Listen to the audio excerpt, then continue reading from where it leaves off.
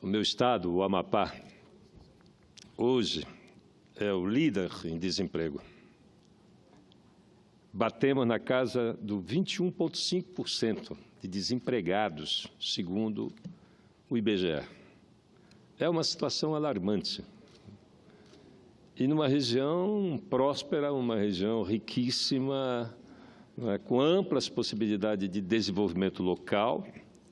No entanto, nós estamos vivendo a pior crise da história do trabalho, do desemprego no Amapá.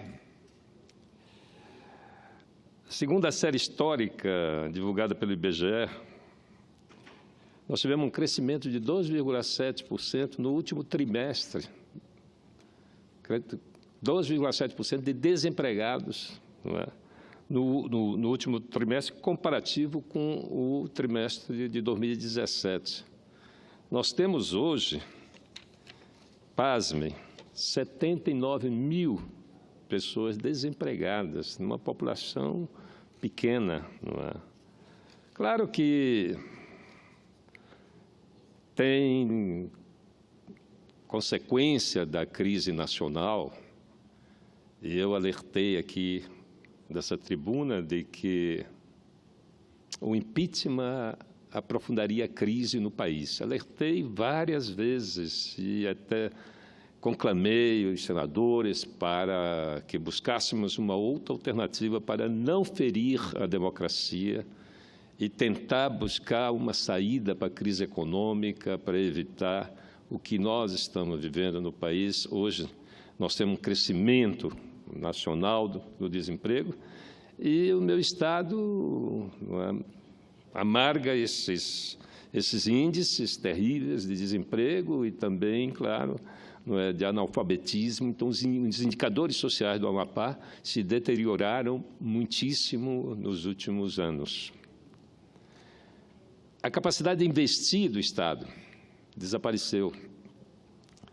Eu lembro que, no meu último ano como governador do Amapá, em 2002, no orçamento de 965 milhões de reais, o orçamento não chegava a 1 bilhão, em 2002, nós investimos só na Secretaria de Infraestrutura, que cuida de construir escolas, manter unidades de saúde, colocar água, esgoto, 92 milhões de reais, quase 10% só nessa área do Orçamento Geral do Estado. O ano passado caiu para 43 milhões. 15 anos depois, o investimento do Estado nessas mesmas áreas caiu para 43 milhões, ou seja, o Estado não está dando conta de manter, não é,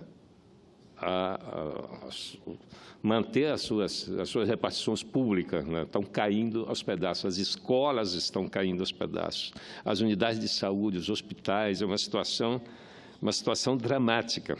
Agora, essa questão de desemprego, ela tem um viés local, da má gestão. A má gestão, ela é generalizada no nosso país. A disputa é para saber quem é o pior gestor, não é? E eu acho que um gestor que ostenta 21,5% de desempregado não pode ter outro pior, não é?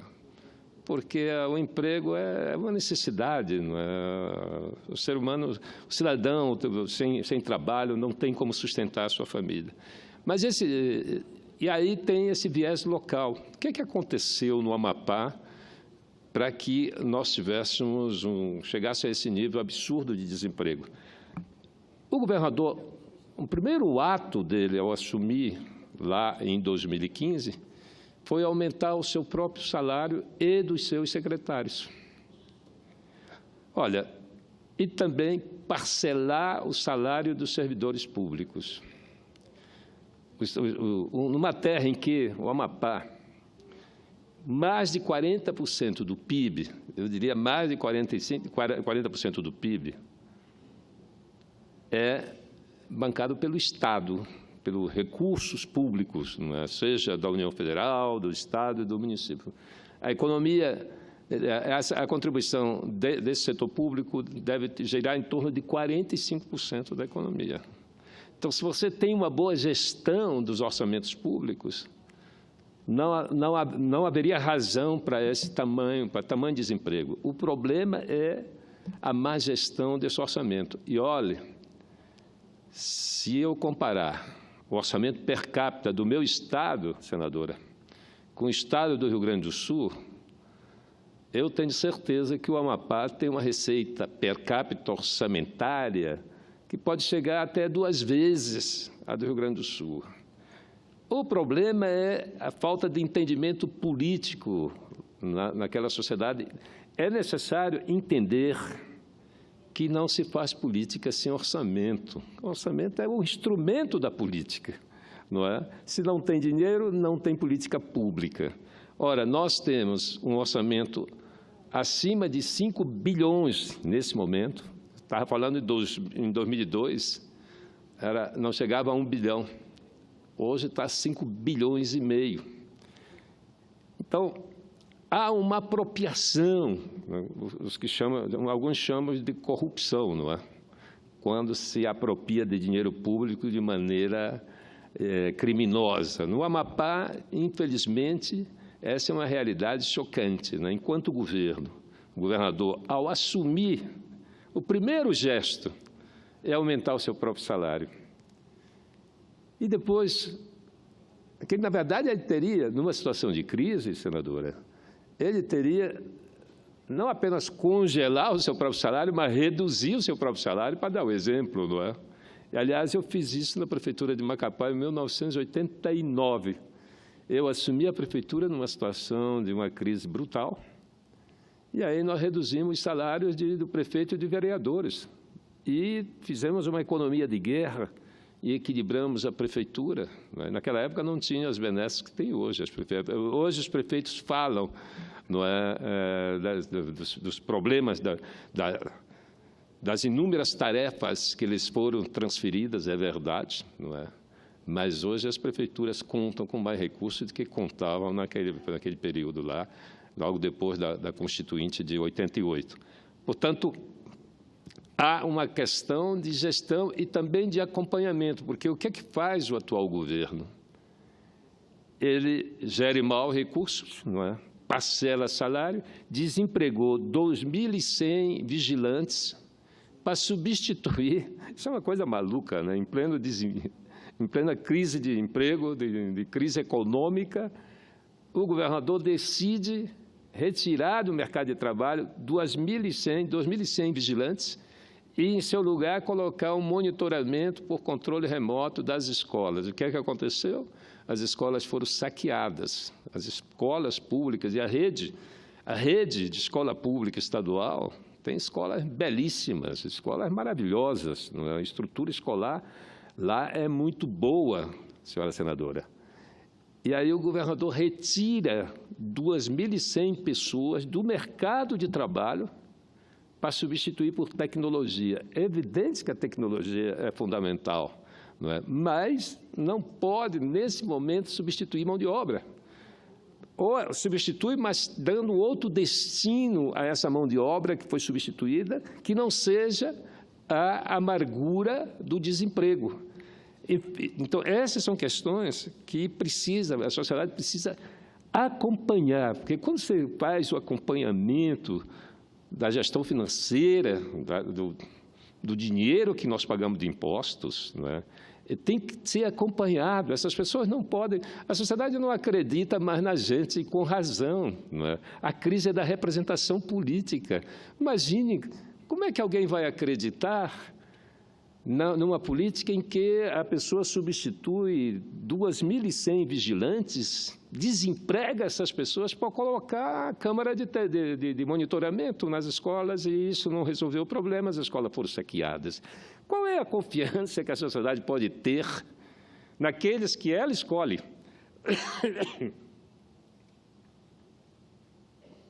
Que a sociedade que escolhe, a sociedade que elege o deputado, elege o senador, elege o governador, elege o presidente.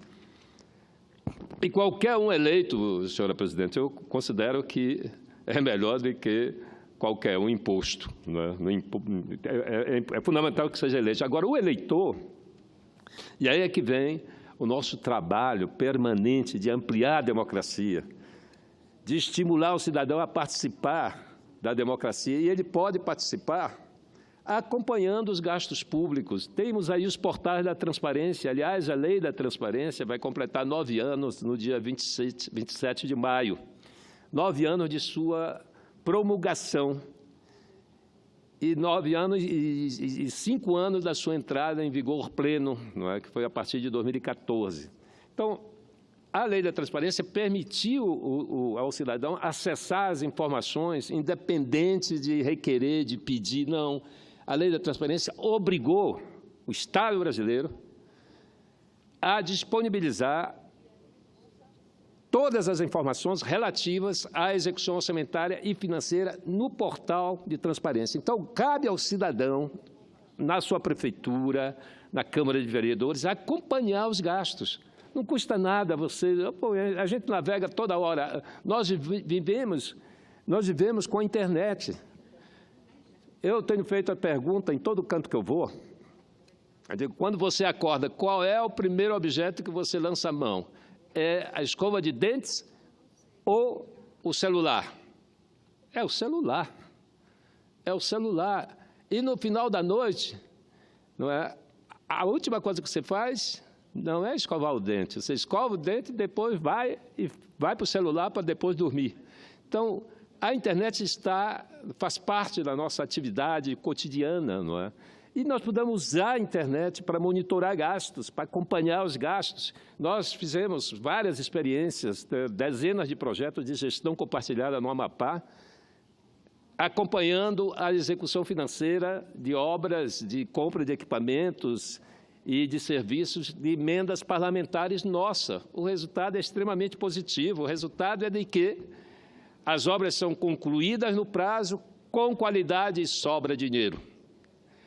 Olha, a sociedade precisa se apoderar desses instrumentos que já existem e que poderão existir no futuro. Nós já aprovamos aqui a lei da gestão compartilhada que institui, que estabelece regras claras para que o cidadão possa se organizar em grupos de WhatsApp e fazer o monitoramento dos gastos públicos. Eu acho que aí sim, se a gente conseguir essa mobilização ampla, o cidadão vai ter a possibilidade de acompanhar de perto e também de medir a capacidade de gestão dessas pessoas. Eles vão, inclusive, com essa lei, a sociedade vai poder acompanhar os nossos mandatos. É tudo que eu quero, que o cidadão se inscreva, não é, no portal de transparência do Senado para acompanhar o meu mandato. Eu gostaria, além das redes sociais, do Facebook, não é, do Twitter, que a gente está presente, debatendo, discutindo, mas o ideal é que um grupo de cidadãos se inscrevesse aqui, mandasse, olha, eu quero o senador Capiberibe acompanhar passo a passo o seu rastro, saber o que é que você faz, não é? Hoje isso é possível. Pode mandar para mim que eu reúno um grupo de WhatsApp, que eu entro no grupo e dou todas as informações que vocês precisarem. Que essa, na verdade, é uma forma da gente ir ensaiando essa sociedade do futuro, essa sociedade em que o cidadão vai estar coladinho com o poder público, acompanhando tudo aqui, todas as decisões tomadas. Porque hoje a tecnologia nos permite, os aplicativos estão aí para isso.